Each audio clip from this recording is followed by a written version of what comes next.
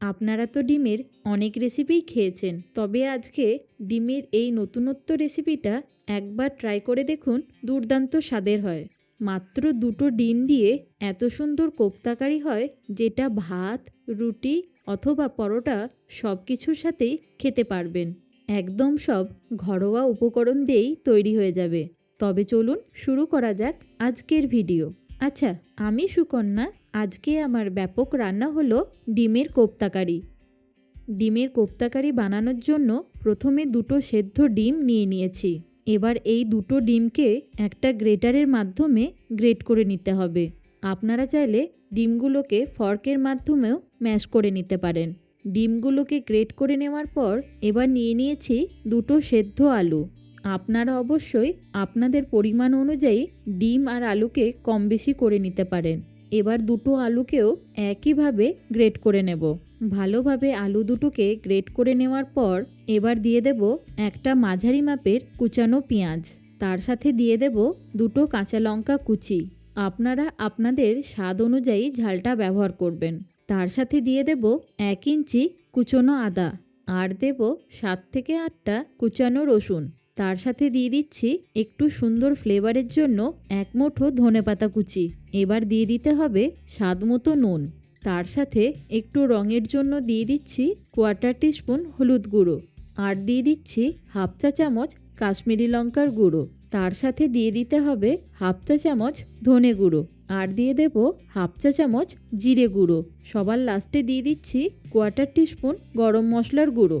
এদিকে একটা ফ্রাইং প্যানের মধ্যে 2 টেবিল চামচ বেসনকে একটু ভালো করে ড্রাই রোস্ট করে নেব। বেসনটাকে যদি এইভাবে ড্রাই রোস্ট করে নেওয়া হয়, তাহলে বেসনের মধ্যে যে কাঁচা গন্ধটা আছে সেটা চলে যাবে। ভালোভাবে বেসনটাকে ড্রাই রোস্ট করে নেওয়ার পর যখন দেখবেন কালারটা হালকা একটু চেঞ্জ হয়েছে, সেই সময় এই ডিম আর আলুটার মধ্যে দিয়ে দিতে হবে। এই বেসনটা দেওয়ার ফলে কোপ্তার বাইন্ডিংটা সুন্দর হবে।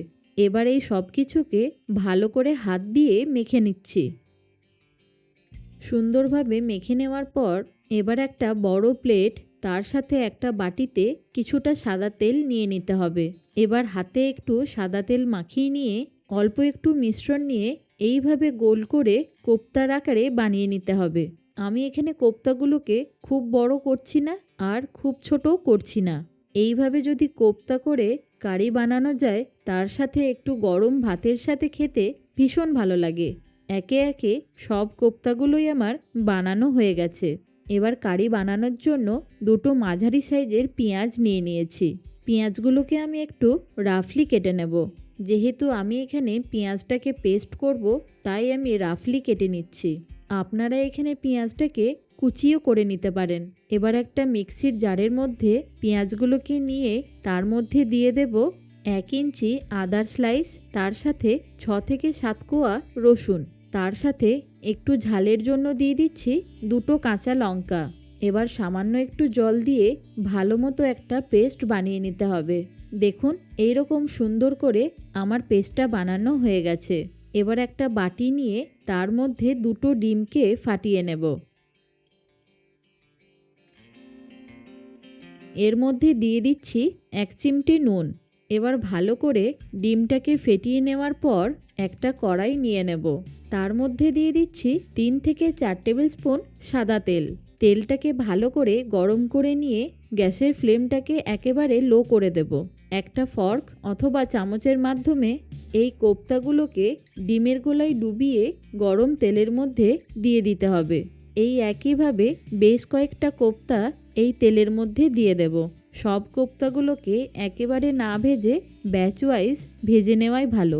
কোপ্তার যখন একটা সাইড এইরকমভাবে একটু কালারটা চেঞ্জ হয়ে যাবে, তখন আর একটা সাইড উল্টে দিতে হবে।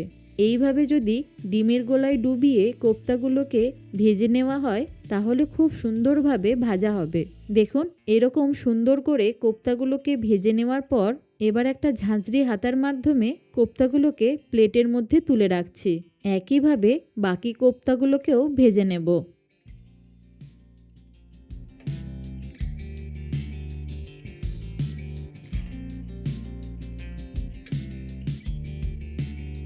সব কোপ্তাগুলোকেই আমার ভাজা হয়ে গেছে। এবার ওই তেলের মধ্যেই ফোড়ন হিসেবে দিয়ে দিচ্ছি একটা শুকনো লঙ্কা, তার সাথে এক টুকরো দারচিনি, 3-4টে ছোট এলাচ আর 2-3টে লবঙ্গ দিয়ে দিচ্ছি। আর দিয়ে দেব 1 চা চামচ জিরে। এবার ফোড়নটাকে একটু নাড়াচাড়া করে নিয়ে আগে থেকে বেটে রাখা পেঁয়াজ আদা রসুনের পেস্টটাকে দিয়ে দেব। এবার গ্যাসের ফ্লেমটাকে মিডিয়ামে রেখে এই মশলাটাকে ভালো করে নাড়াচাড়া করে নিতে হবে। তার মধ্যে সুন্দর রঙের জন্য দিয়ে দিচ্ছি 1/2 চা চামচ হলুদ গুঁড়ো, তার সাথে দেব 1/2 চা চামচ জিরে গুঁড়ো আর দিয়ে দেব 1/2 চা চামচ ধনে গুঁড়ো। তার সাথে সামান্য একটু ঝালের জন্য দিয়ে দিচ্ছি 1/2 চা চামচ লাল লঙ্কার গুঁড়ো। এবার একটু সুন্দর কালারের জন্য দিয়ে দিতে হবে 1/2 চা চামচ কাশ্মীরি লঙ্কার গুঁড়ো। তার সাথে অবশ্যই দিতে হবে স্বাদ মতো নুন। এবার খুব ভালো করে মশলাটাকে কষাতে হবে। ধীরে ধীরে দেখবেন মশলা থেকে সুন্দরভাবে তেল বেরোতে শুরু করছে। এবার সামান্য একটু মিক্সির জার ধোয়া জল দিয়ে দেব। আবারও একটু ভালো করে নাড়াচাড়া করে নিয়ে গ্যাসের ফ্লেমটাকে লো করে দিয়ে একটা ঢাকা দিয়ে দিচ্ছি।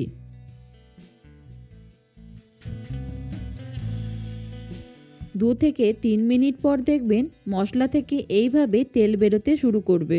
তার সাথে মশলার যে কাঁচা গন্ধটা সেটাও চলে যাবে। আবারও একবার মশলাটাকে নাড়াচাড়া করে নিয়ে একটা বাটির মধ্যে নিয়ে নিয়েছি 4 টেবিল স্পুন টক দই।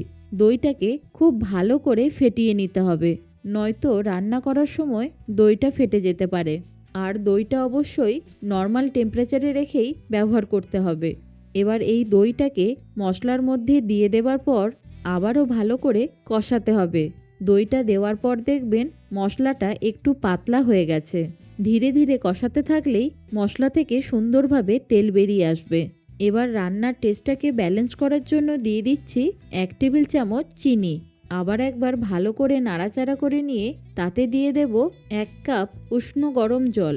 তবে এটা খুব বেশি গ্রেভি হবে না, যেহেতু আমরা কোপ্তা কারি বানাচ্ছি তাই সেমি গ্রেভি করেই বানিয়ে নিতে হবে। গ্যাসের ফ্লেমটাকে হাই করে নিয়ে ঝোলটাকে ভালো করে ফুটিয়ে নেব। যখন এইভাবে ঝোলটা ফুটে উঠবে তখন একটা ঢাকা দিয়ে দেবেন। 3 থেকে 4 মিনিট পর ঝোলের গ্রেভিটা যখন একটু ঘন হয়ে আসবে তখন কোপ্তাগুলোকে দিয়ে দেব। তবে কোপ্তাগুলো দেওয়ার পর খুব বেশিক্ষণ ফোটাবো না, যেহেতু এই কোপ্তাগুলো নরম হয় সেই জন্য ভেঙে যেতে পারে।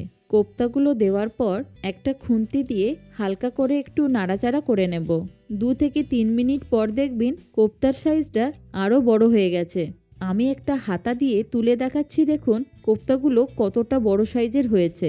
এবার গ্যাসের ফ্লেমটাকে অফ করে দিয়ে একদম শেষে দিয়ে দেব 1/4 চা চামচ গরম মশলার গুঁড়ো।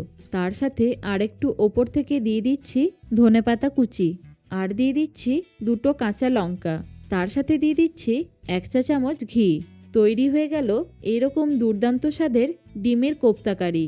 দেখলেন তো কত সহজে আর একদম ঘরোয়া উপকরণ দিয়েই তৈরি হয়ে গেল এরকম একটা রাতের ডিনার রেসিপি। আশা করি আপনাদের এই রেসিপিটা বুঝতে কোথাও অসুবিধা হয়নি। যদি কোথাও অসুবিধা হয়ে থাকে তাহলে অবশ্যই কমেন্টে জানাবেন।